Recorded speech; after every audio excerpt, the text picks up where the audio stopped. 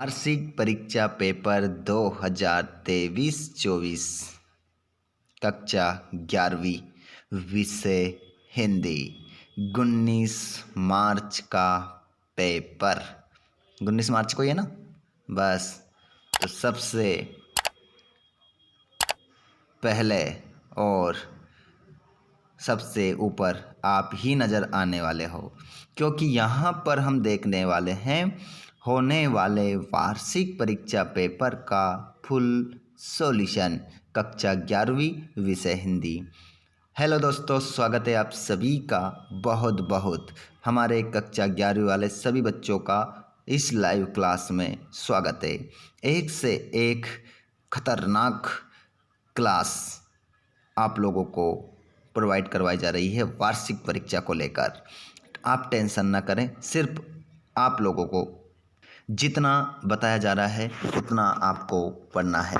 इससे आउट एक भी प्रश्न आपका नहीं होगा। जी हाँ दोस्तों, आप लोगों ने सही सुना है। तो आ जाइए लाइव क्लास में। एक बार जितने भी हमारे दोस्त कक्षा 11वीं वाले इसमें जुड़ चुके हैं, एक बार अपने सभी दोस्तों को शेयर कर दीजिए। और अगर आपने चैनल को सब्सक्राइब नहीं करा है तो चैनल को सब्सक्राइब कर लीजिए, ताकि आपको आने वाले वीडियो का नोटिफिकेशन मिल सके। चलिए बच्चों, तो स्टार्ट करते हैं हम बिना देर किए। सही विकल्प का चयन कीजिए।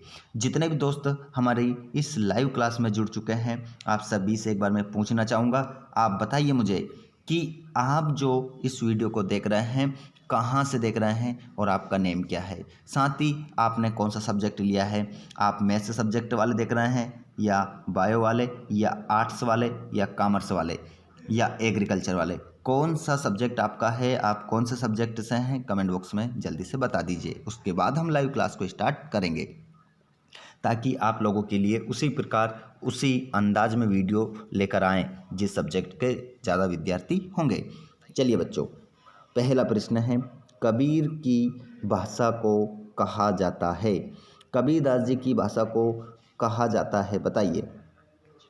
तो कबीरदास जी की जो भाषा है उसको कहा जाता है सदुकड़ी पंचमेल खिचड़ी, आपका उत्तर होगा।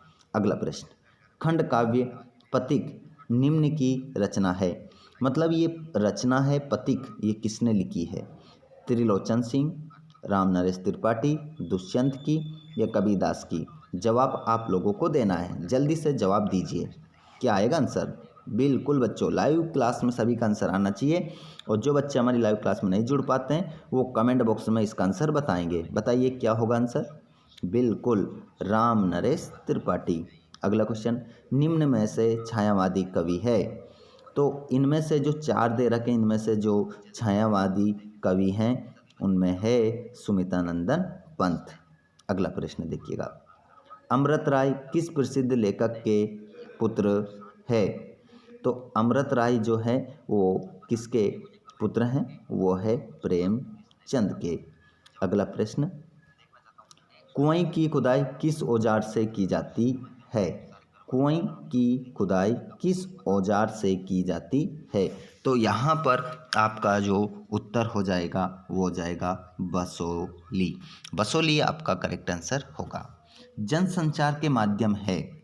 तो जनसंचार के जो माध्यम है बच्चों, वो टेलीविज़न है, मोबाइल इंटरनेट है, पुस्तकें व समाचार है या उपरोक्त सभी।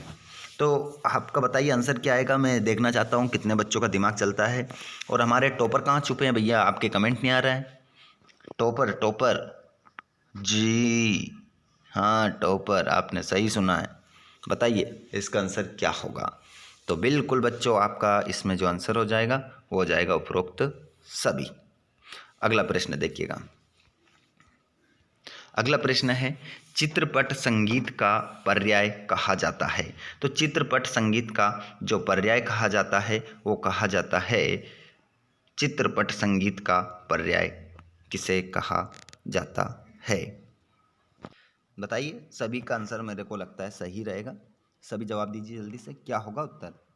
बिल्कुल लता मंगेशकर। हिंदी भाषा का पहला समाचार पत्र है। हिंदी भाषा का पहला समाचार जो पत्र है बच्चों वो है उद्दंड मार्तंड। अगला प्रश्न, वर्णों की गिनती पर आधारित छंद को कहते हैं। अगर ऐसा छंद है जिसमें वर्ण गिने जा रहे हैं बच्चों, तो उस छंद को कहते हैं, क्या गिने जा रहे हैं? वर्ण। तो उसे वार्णिक छंद कहा जाता है। तुम तो उल्लू हो वाक्य में शब्द शक्ति है। तो यहां पर जो शब्द शक्ति हो जाएगी वो हो जाएगी लक्षणा। घनघोर वर्षा के समय कवि की आंखों में स्मृतियां उभर रही है। देखिए, घनघोर वर्षा के समय में कवि कौन? भवानी प्रसाद मिश्र की आंखों में याद आ रही है। मतलब उनको किसकी याद आ रही थी? घर की। कबीरदास जी ने ईश्वर की सत्ता मानी है। कैसी? एक, दुनिया सोती थी पर दुनिया की जीभ जागती थी, ये कथन प्रेमचंद की कहानी का है। तो ये जो कथन है प्रेमचंद की, जो कहानी आपके पाठ में एक ही तो पाठ आया है प्रेमचंद का, जिसका नाम है नमक का दारोगा। अगला प्रश्न देखिएगा, सत्य फत्य देखेंगे यहाँ पर, है ना। गलती किसी प्रकार की आपको करना नहीं है, और आप करोगे तो मैं करने नहीं दूंगा। आप चिंता ना करें, सिर्फ चिंतन करें। आप लोगों को चिंता करने की आवश्यकता नहीं है। आप तो क्या करेंगे? चिंतन, मतलब सोचेंगे, विचारेंगे, है ना, ना कि चिंता। पंचवटी काव्य महाकाव्य की श्रेणी में आता है। तो इसका आंसर क्या लिखेंगे आप? असत्य, क्योंकि जो पंचवटी है ये खंड काव्य है, और ये पंचवटी जो लिखा है वो लिखा है मैथिली शरण गुप्त ने। अगला प्रश्न, भक्ति काल के प्रमुख कवि सूर, तुलसी, मीरा और कबीरदास हैं। बिल्कुल सत्य लगाइए इस पर। पुरोहित वंशीधर अपने पुत्र को पढ़ा लिखा कर बड़ा आदमी बनाना चाहते थे। बिल्कुल सत्य। मियां नसरुद्दीन केवल 5 किस्म की रोटियां पकाने के लिए मशहूर थे। तो असत्य लगाएंगे। 56 प्रकार की। कितने प्रकार की? 56 प्रकार की रोटियां पकाने के लिए वो फेमस थे। अगला प्रश्न देखेंगे, स्वर कोकिला सरोजनी नायडू को माना जाता है। तो इसका आंसर क्या होगा? असत्य होगा। किसको माना जाता है? कमेंट बॉक्स में बताइए। स्वर कोकिला के नाम से कौन जानी जाती है? बताइए। और सुमित्रा नंदन पंत प्रकृति के सुकुमार कवि है। तो इसका आंसर सत्य हो जाएगा। ठीक है, चलिए आगे बढ़ जाते हैं। जो प्रश्न का उत्तर मैंने आपसे पूछा है उसका जवाब आप लोग देंगे। अगला प्रश्न है, सही जोड़ी बनाइए। कबीरदास का जन्म हुआ, बताइए। तो कबीरदास जी का जो जन्म हुआ है वो हुआ है लहर तारा में। नरसी जीरो माहेरो, ये जो रचना है वो मीराबाई की है। स्वर साम्राज्ञी लता मंगेशकर। अनुपम मिश्र राजस्थान की रजत बूंदे। शेखर जोशी गलता लोहा। कहानी उपन्यास सम्राट प्रेमचंद। ठीक है, तो ये आप लोगों का क्या हो गया? आंसर हो गया। आगे बढ़ेंगे। आगे प्रश्न देख लीजिए। आ रहा है प्रश्न समझ में या नहीं आ रहा है? जवाब जरूर बताइएगा। ठीक है, कैसा लग रहा है वीडियो? कमेंट बॉक्स में ज़रूर लिखिएगा। क्या इसी प्रकार वीडियो रोज़ लेकर आऊँ आप लोगों के लिए? एक ये राय भी आप लोगों को देना है। ठीक है, वीडियो अच्छा लग रहा हो तो सभी लाइक ज़रूर करिएगा। और आप चाहते हैं कि वीडियो इसी प्रकार हमें तो मिलना चाहिए, तो भैया फिर देर किस बात की? चैनल को सब्सक्राइब करके घंटी के बटन को ऑल पर कर लो, तो वीडियो आपको मिलते रहेंगे। ठीक है, चलिए प्रश्न नंबर 5, एक शब्द एक वाक्य में उत्तर देना है। मीराबाई आजीवन किस इष्ट देव की आराधना करती रही? तो यहाँ पर आपका आंसर हो जाएगा कृष्ण। आपका पहले का आंसर क्या है? कृष्ण। दूसरा प्रश्न, ईद का चांद होना मुहावरे का सही अर्थ लिखिए। तो इसका आंसर हो जाएगा बहुत दिनों बाद दिखाई देना। बहुत दिनों में दिखाई देना, है ना। बहुत दिनों में दिखाई देना आपका उत्तर होगा। किन्हीं 2 महाकाव्यों एवं 2 खंड काव्यों के नाम लिखिए। तो 2 महाकाव्य लिख देते हैं। ठीक है, एक तो महाकाव्य पहली रामचरितमानस, है ना। राम महाकाव्य, ये रामचरित मानस। एक और महाकाव्य का नाम कामायनी। 2 महाकाव्य हो गए। अब 2 खंड काव्य, पंचवटी और एक और का नाम है पथिक। ये 2 खंड काव्य हो गए। ठीक है, या सुदामा चरित्र। अगला, मुझे केवल मात्र 5 रुपये चाहिए। वाक्य को शुद्ध करके लिखिए। तो मुझे, इस वाक्य को शुद्ध कर रहा हूँ, मुझे केवल 5 रुपये चाहिए, है ना, इतना ही लिखना है। मुझे केवल लिख दो, मात्र को छोड़ दो, हटा दो, 5 रुपये चाहिए, हो गया वाक्य सही। अगला, भक्ति काल को कितने भागों में बांटा गया है, नाम लिखिए। तो भक्ति काल को 2 भागों में बांटा गया है। कितने भागों में? 2 भागों में। सगुण भक्ति धारा और निर्गुण भक्ति धारा। सगुण और निर्गुण, बस हो गया आंसर।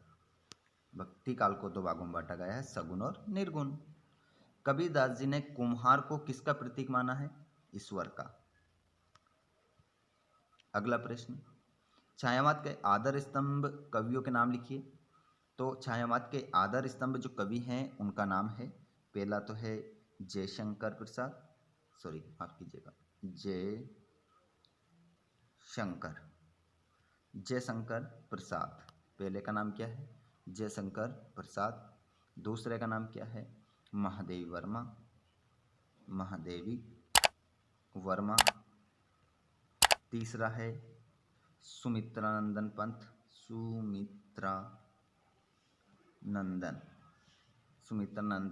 पंत। और अगला है सूर्यकांत त्रिपाठी निराला। सूर्यकांत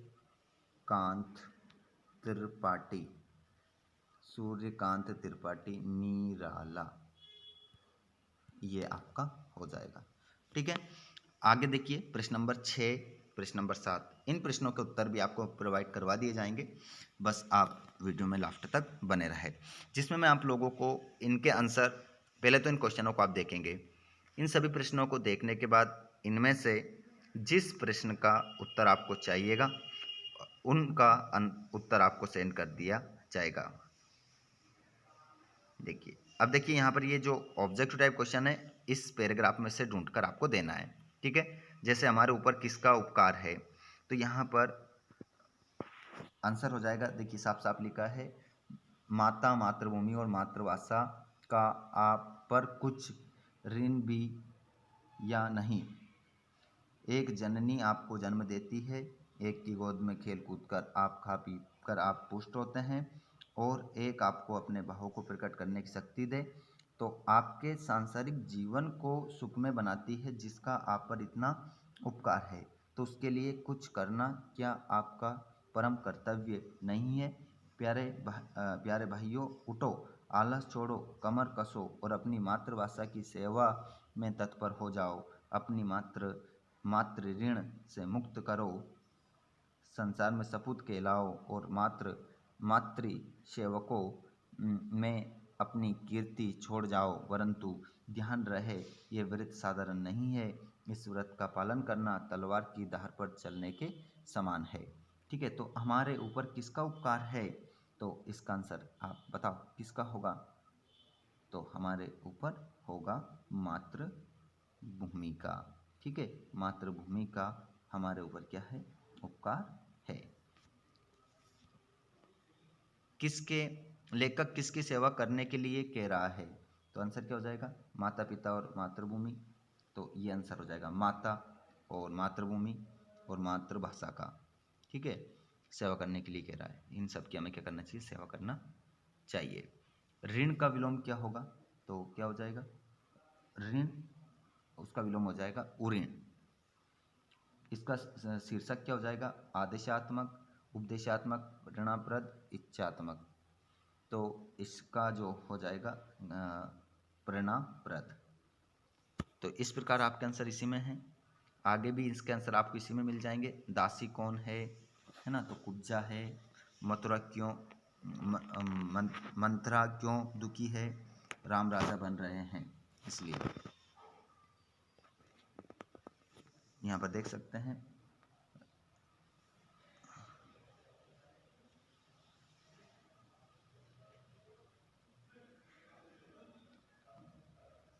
पूरा क्वेश्चन पेपर है ये।